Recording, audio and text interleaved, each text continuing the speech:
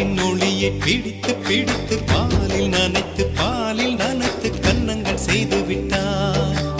உலக மலர்கள் பறித்து பறித்து 2 பந்துகள் அமைத்து அமைத்து பெண்ணை சமைத்து விட்டார். அழகு என்பது ஆண்பாலா பெண்பாலா என்பதில் எனக்கு சந்தேகம் தீர்ந்தது. அழகு என்பது நிச்சயம் பெண்பாலடா.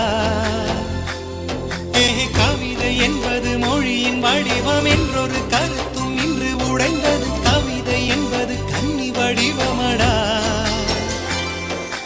மின்னலை பிடித்து